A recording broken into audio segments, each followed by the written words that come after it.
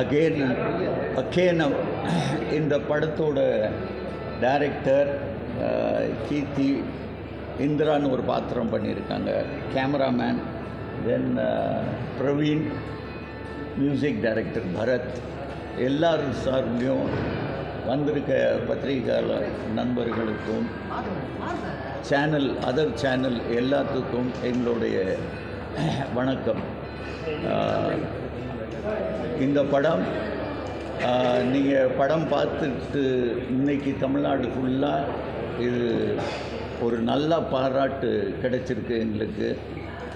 அதுக்காக நாங்கள் எல்லா ஊருக்கும் நேரடியாக பத்திரிக்கையாளரை எல்லாரையும் உங்களை சந்திக்கிறதுக்கு நேரடியாக வந்திருக்கோம்.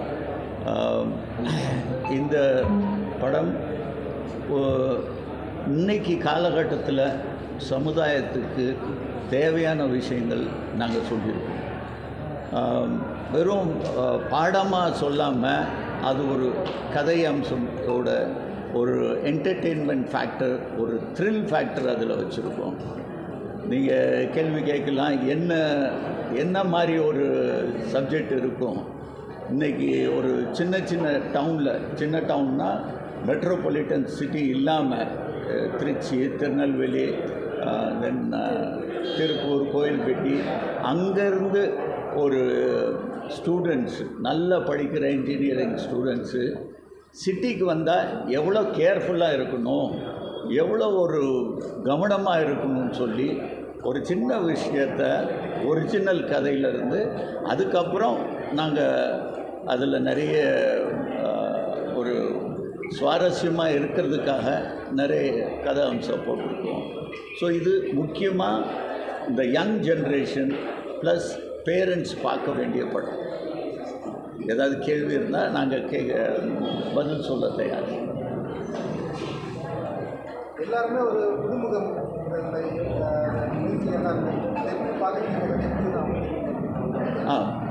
என்னென்னா எல்லாம் திறமைசாலி புதுமுகம்.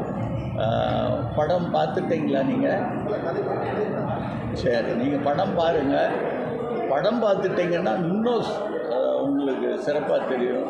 ஏன்னா டெக்னிக்கலாக இதில் எந்த குறைபாடும் இல்லாமல் நாங்கள் பண்ணியிருக்கோம். மியூசிக் டைரக்டர் ரொம்ப பிரமாதமாக பண்ணியிருக்காரு, டைரக்ஷன் ரொம்ப அருமையாக இருக்கும், கேமராமேன், தென் எடிட்டர் புதுசு, தென் நீங்கள் பார்த்தீங்கன்னா ஆர்ட் டைரக்டர் புதுசு, காஸ்டியூம் டிசைனர் புதுசு, லிரிக் ரைட்டர் அவங்களையும் இன்ட்ரடியூஸ் பண்ணியிருக்கோம், சிங்கர் புதுசு, ஃபஸ்ட் டைம் சிங்கர். அது இல்லாமல் நமக்கு டிசைன் பண்ணுறவர் கூட இது யங்ஸ்டர். ஸோ இந்த மாதிரி யங்ஸ்டர் அந்த காலகட்டத்தில் ஊமை விழிகள் காலத்தில் எல்லோரும் நாங்கள் ஒன்றா வந்தோம். அதே மாதிரி இந்த டீம் எனக்கு ரொம்ப பிடிச்சிச்சு. ரொம்ப திறமைசாலி, ரொம்ப ஹார்ட் ஒர்க்கிங், ரொம்ப சின்சியர். ஸோ அந்த சின்சியரிட்டிக்கு இன்றைக்கி ஜனங்க பரிசு கொடுத்துருக்காங்கன்னா நன்றி சொல்ல வந்திருக்கோம்.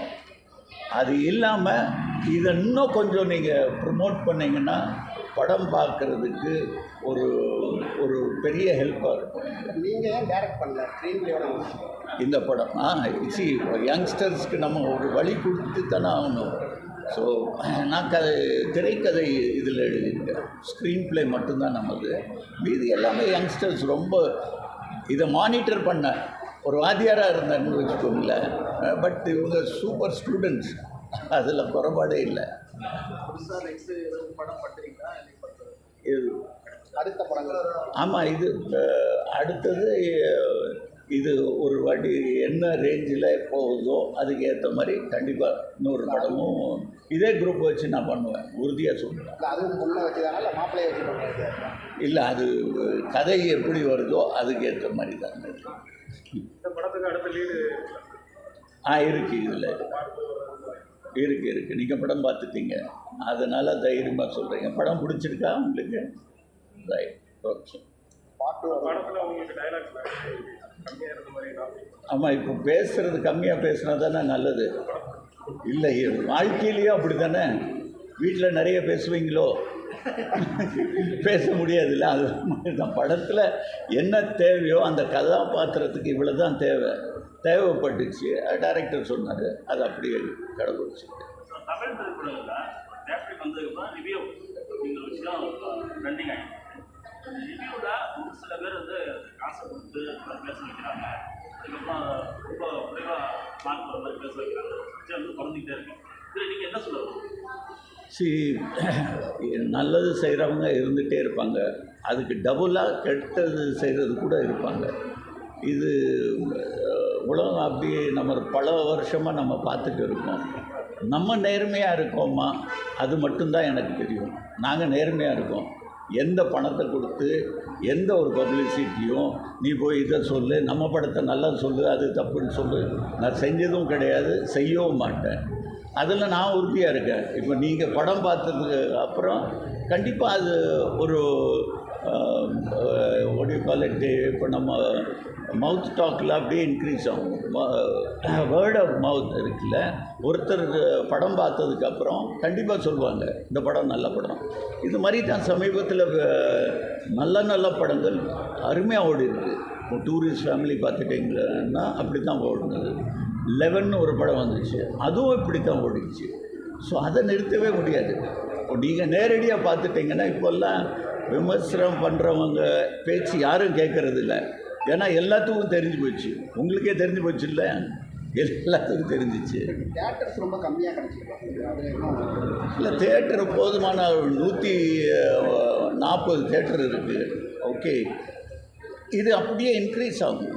அப்படியே நீங்கள் நிறுத்த முடியாது. ஆற்று வெள்ளம் போல் நிறுத்தவே முடியாது. நல்ல விஷயத்தை நிறுத்தவே முடியாது. நம்ம படத்தையும் கண்டிப்பாக இன்க்ரீஸ் ஆகிட்டே இருக்கும். சார், இப்போ பல இயக்குனர் படத்தை விட புதுசாக வர இயக்குனரோட படம் வந்து நல்ல ட்ரெண்டிங்லேயே போயிட்டுருக்கு. அதுக்காக நீங்கள் புதிய இயக்குனராக கொடுத்தீங்களா, நீங்கள் இயக்காமல்? கதைக்காக தான் பண்ணியிருக்கோம். ஸோ நீங்களே சொல்லிட்டீங்க புது இயக்குனர் கொடுத்தா நல்லா ஓடுன்னு. ஆனால் இவரை ஒரு புதுசான ஒரு விஷயத்தை எடுத்துகிட்டு வந்தாங்க.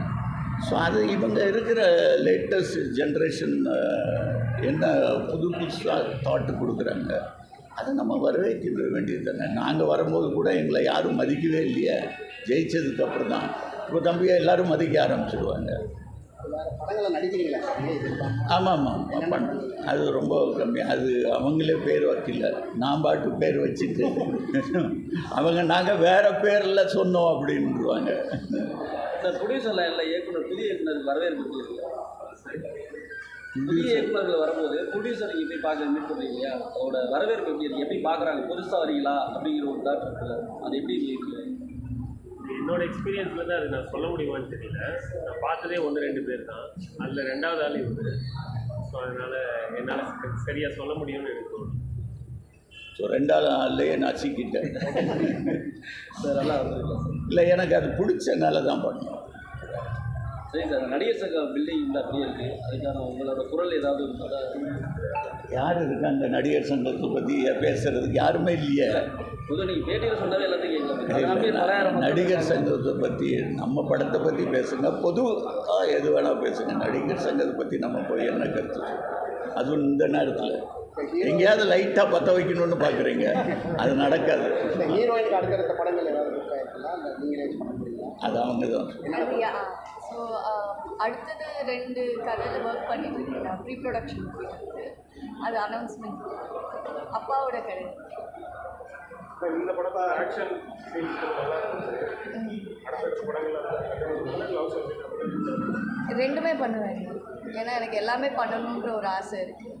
ஸோ எனக்கு கதாபாத்திரம் கதை பிடிச்சிருந்ததுன்னா அது ரொமான்ஸ் இருக்கட்டும், ஆக்ஷன் இருக்கட்டும், நெகட்டிவ் ஷேட் இருக்கட்டும், எதுனாலும் நான் தேங்க்யூ. தம்பி பகல் 2வது படம் அடுத்தது தொடர்பாக அது கதை வந்தால் தான்.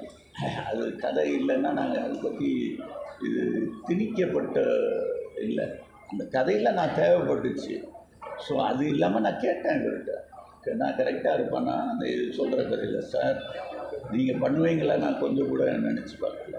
ஏன்னா இதில் தங்கை மகன் அப்பா பொண்ணு கிடையாது. ஆமாம், இவங்க 2 பேருக்கும் எந்த ரிலேஷன்ஷிப் கிடையாது சார். அரசியலே வேணான்ட்டீங்க, இப்போ வேறு ஐடியா இருக்கா? அது இப்போ நேற்று வரைக்கும் வேண்டான்னு சொன்னேன். நாளைக்கு வந்தால் நீங்கள் வேண்டான்னு சொல்லிடுவீங்களா? 26ல் எம்எல்ஏ ஆக வாய்ப்பு இருக்கு. அது எனக்கு தெரியாதுப்பா. அது இல்லைங்க, நான் யாருக்கும் எதுவுமே ஆமாம் இல்லை, நான் யாரை பற்றி இப்போ சிந்திக்கவே இல்லை. ஸோ ஆமாம், இப்போ அரசியல் யோசிக்கவே இல்லை. அது ஏதாவது நம்ம எதுலேயும் குதிக்கிறது இல்லை, பின்னால் எவனோ ஒருத்தன் தள்ளிடலாம். இல்லை அதான் என்ன பாதிப்பு ஏற்பட்டதுனால அரசியல் வேணான்றீங்கன்னு கேட்குறேன். எம்எல்ஏவாக இருந்தீங்க 5 வருஷம், ஆமாம். அதில் என்ன உங்களுக்கு குறை இருந்தது இல்லை பாதிப்பு? இல்லை, அது ரொம்ப டஃப் ஜாப். ஏன்னா டெய்லி ஏதாவது ஒன்று புதுசாக போய் சொல்லணும், அது நம்மளால் முடியாது.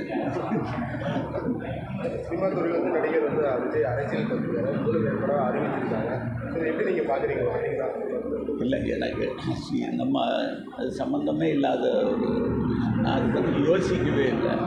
ஸோ அதை பற்றி யோசித்தா நான் என்னுடைய கருத்து சொல்லலாம். ஸோ அதை நான் யோசிக்கவே இல்லை. அவர் பாட்டு அவர் வேலையை செஞ்சுட்டு இருக்கார். அரசியலில் நம்ம இப்போ பேச வேண்டாம். நம்ம படத்தை பற்றி பேசுங்க, சினிமா பற்றி பேசுங்க, மக்கள் பற்றி பேசுங்க. இல்லை, அது நடிகர் சம்மந்தப்பட்ட விஷயம் தான் சொல்கிறேன். இப்போ ஸ்ரீகாந்த் இந்த மாதிரிலாம் போதை பொருள் அடிமையாயிருக்காங்க. அதெல்லாம் நீங்கள் ஒரு நடிகர்னால தான் அந்த இல்லை, அந்த நடிகர் சாதாரண மக்கள் யாராக இருந்தாலும் போதை தப்பு தான். இவர் நடிகராக இருக்கனால எல்லாத்துக்கும் ஒரு பெரிய போஸ்டர் போட்டுட்டு இருக்காங்க. ஸோ அது எல்லாம் யார் பண்ணாலும் தப்பு. இந்த படத்துலேயும் அது சொல்லியிருக்கோம். ஸோ படத்துலேயும் நாங்கள் எல்லாத்தையும் லிங்க் பண்ணியிருக்கோம். இதில் எல்லா இடத்துலையும் லைட்டாக தொட்டிருக்கோம். நீங்கள் பாருங்கள் படத்தை, தொட்டிருக்கோமா இல்லையா நீங்கள் பார்த்துருக்கீங்கல்ல. துப்பாக்கி கலாச்சாரம் சொல்லியிருக்கோம், இதுவும் சொல்லியிருக்கோம், எல்லாத்தையும் சொல்லியிருக்கோம். மக்களாக வந்து கீர்த்தி பாண்டியனோட நடிப்பு எப்படி பார்க்குறீங்க? இயக்குனராக முன்னால் வந்து இயக்குனராக நடிகராக வந்து அவங்களுக்கு இப்போது சேர்ந்து அந்த கதை பார்க்க அது ரொம்ப பெரிய தப்பு. நான் என் பொண்ணை பற்றி பேசி, அவன் என்னை பற்றி பேசி, அதுக்கப்புறம் 2 பேரும் சேர்ந்து குடும்பத்தையே பற்றி பேசி பொதுவாக பேசுவோம். அது நீங்கள் தான் சொல்லணும். கரெக்டாக இல்லையா? நான் சொல்கிறது கரெக்டாக இல்லையா? என் மகள் அப்படின்னு நான் சொல்லவே மாட்டேன். அதே மாதிரி அவங்க எங்கள் அப்பா எப்படி அவளுக்கு உரிமை இருக்குது, நான் சொல்ல மாட்டேன். எனக்கு இயக்குனர் சார் வந்து நிறைய படம் நடிச்சதில் பார்த்துருக்கீங்க. இப்போ அவரை வச்சு டைரக்ட் பண்ணும்போது இதெல்லாம் வந்து எதிர்பார்த்தது இல்லை, நல்லா சூப்பராக இருந்துச்சு அப்படிங்கிற மாதிரி இருக்கும். சாருக்கு அந்த காஸ்டியூம் போட்டுட்டு ஃப்ரேமில் பார்க்குறப்பே ஒரு கிக் கிடைக்கும். ஒரு டைலாகே பேசுகிறேன்னா ஜஸ்ட் அந்த ஃப்ரேம் பார்த்தாலே அந்த ஸ்க்ரீன் ப்ரெசன்ஸ் வந்து அப்படி இருக்கும். படம் பார்த்தவங்களுக்கு தெரியும்னு நினைக்கிறேன். அந்த பைக் ஷாட்டாக இருக்கட்டும், அந்த க்ளோஸ்அப் ஷாட்டு, ஃபோனில் டைலாக்ல மிரட்டுவார், அதெல்லாம் வந்து ரொம்ப என்ஜாய் பண்ணி ஷூட் பண்ணுவோம். ஸோ எங்களை மாதிரி ஒரு நியூ கம்மருக்கு இவ்வளோ எக்ஸ்பீரியன்ஸோடு அவ்வளோ படங்கள் பண்ண ஒருத்தர் ஆர்டிஸ்ட்டாக கிடைக்கிறதுன்றது வந்து ரொம்ப பெரிய ஆப்பர்ச்சுனிட்டி. அதை கரெக்டாக யூஸ் பண்ணியிருக்கோம்னு நினைக்கிறேன். இணைந்த கைகளில் பார்த்த மாதிரியே இருக்கும். கண்டிப்பாக இன்றைக்கும் அது மாதிரி என்ஜாய் பண்ணிட்டு இடையில நிறைய படம் கேப் விட்டில சார் நடிக்காம. ஆமாம், வேறு வியாபாரம் பண்ணேன், அதுவும் சினிமா சம்மந்தப்பட்ட வியாபாரம். அதுக்கப்புறம் இது ரொம்ப செவ்வாய் இழுக்குது, இது இழுக்குது. ஸோ அதனால் திருப்பி வந்துட்டேன். தொடர்ந்து படங்கள் நடிக்கிறேன். நல்ல கதையாக இருந்தால் கண்டிப்பாக பண்ணுவேன். பிளான் பண்ணி வந்தீங்களா இல்லை செகண்ட் படம் வந்ததுப்பா? நான் திரைக்கு வந்தது பிளான் பண்ணிட்டு வந்தேன். திரைக்கு முன்னாடி நான் மேடை நாடகம் நிறைய பண்ணிட்டு இருக்கேன். ஸோ அந்த சமயத்தில் எனக்கு என்னோடய ஃபோட்டோஸ் பார்த்து நிறைய பேர் ஆடிஷன்ஸ்க்கெல்லாம் கூப்பிட்டாங்க. அந்த டைமில் நானும் வந்து பண்ணி ஆடிஷன்ஸ் பண்ணி அப்படி ஒரு டிரான்சிஷன் நடந்தது தான். கட்டம் போட்டு பிளான் போட்டு இதுதான் ஃபஸ்ட்டு இது செகண்ட் அப்படின்னு வந்து எனக்கு பர்ஃபார்மன்ஸ் ரொம்ப பிடிக்கும். ஸோ மேடையில் நான் இப்போ 2015 பண்ணிகிட்ருக்கேன். ஸோ நிறைய நாடகம் பண்ணியிருக்கேன். அது அப்படியே சினிமாவும் ட்ரான்சிஷன் ஆகிடுச்சு. இதுவும் பிடிச்சிருக்கு. என்ன படிச்சிருக்கேன்? டிகிரி முடிச்சிருக்கேன், எலக்ட்ரானிக் மீடியா. அதுதானே? BSc electronic. அது வந்து மீடியா ஸ்டடீஸ். ஒரு படம் தயாரிக்கிறது, ஃபிலிம் மேக்கிங் பற்றி. வேறு ஏதாவது அவர் எதுவும் இணைந்த கைகள் கேட்குறாரு. இணைந்த கைகள் நிறைய வாட்டி பார்த்துருப்பீங்க, அதுவும் இந்த தேட்டரில் பார்த்துருப்பீங்க. ராம்கி என்கிட்ட சொல்லிகிட்டே இருக்கான், ஏதாவது பண்ணுவோண்டா 2 பேரும் சேர்ந்து பண்ண.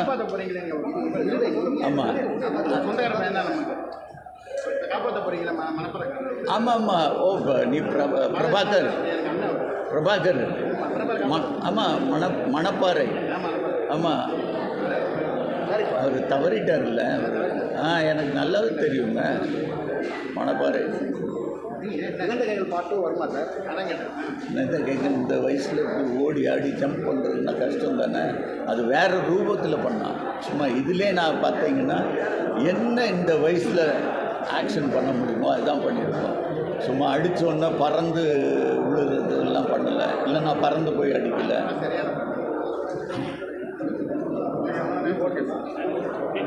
ஓகே ஐயா, எல்லாரும் தயவுசெய்து படம் பார்க்காதவங்க தயவுசெய்து படத்தை பாருங்கள். இந்த தம்பி படம் பார்த்து தான் கொஞ்சம் கரெக்டாக கேட்குறாரு.